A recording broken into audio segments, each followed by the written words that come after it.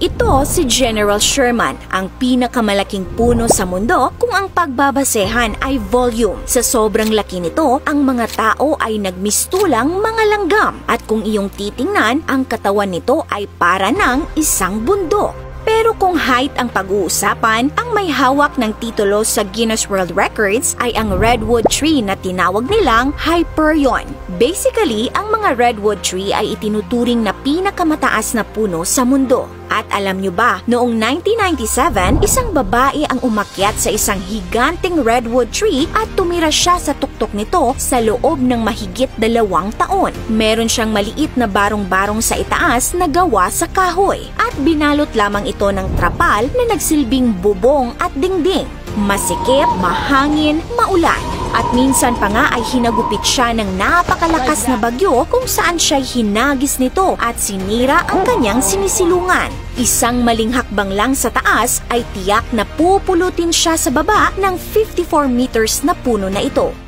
Siya si Julia Butterfly Hill. Lumaki siyang nakakaramdam ng isolation. Homeschooled at palipat-lipat kasi sila ng tirahan sa Amerika dahil sa pagiging traveling preacher ng ama. Ganun pa man ay lumaki namang mabait at nature lover si Julia. 7 years old siya nang bigyan ng nickname na Butterfly matapos dumapo sa daliri niya habang nag-hiking ang isang paru-paro. Pero noong 1996 ay naaksidente si Julia. Halos 1 taon din siyang hirap magsalita at maglakad dahil sa brain damage. Nag-therapy siya ng 10 buwan para makalakad muli. Dahil dito ay na-realize niya na maikli lamang ang buhay at gusto niyang mahanap ang malalim na purpose sa kanyang existence. Hanggang sa natagpuan niya ang grupo na tinawag na Earth First. Nagpoprotesta ang grupong ito sa ginagawang clear cutting ng Pacific Lumber Company sa isang redwood forest sa California. Pagmamay-ari kasi ng kumpanya ang lupa kung saan nakatayo ang redwood forest pero ang mga puno dito ay ancient na.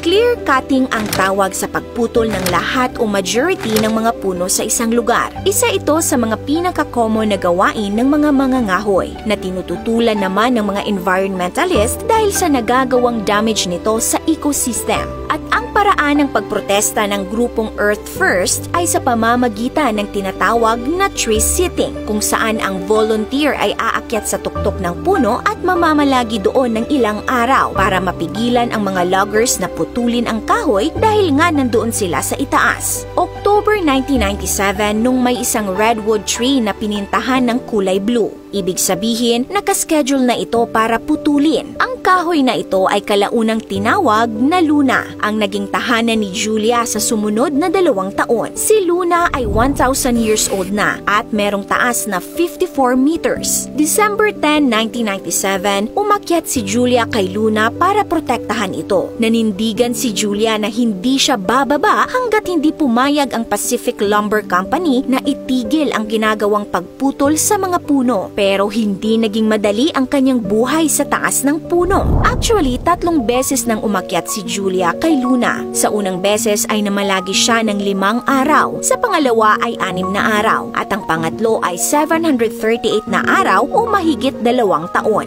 2 6x6 foot na wooden platform lamang ang nagsilbing bahay ni Julia sa taas. May mga volunteers na pumupunta kay Julia 2 beses sa isang linggo at nagdadala ng pagkain, fuel para sa stove, mga sulat at batteries para sa telepono. Ginagamit niya ang telepono para pang-contact sa kanyang kasamahan at para maipaalam sa media ang nangyayari sa kanya sa itaas. Iniaakyat nila ang mga supplies gamit ang bag na ito na may lubid. Kumukuha naman si Julia ng tubig sa ulan, samantalang sponge bath naman ang paraan niya ng pagliligo. Bukod sa hirap na ito, dumagdag pa ang pagpapahirap sa kanya ng Pacific Lumber Company. Kung ano-ano ang ginawa nila mapalayas o mapababa lang si Julia.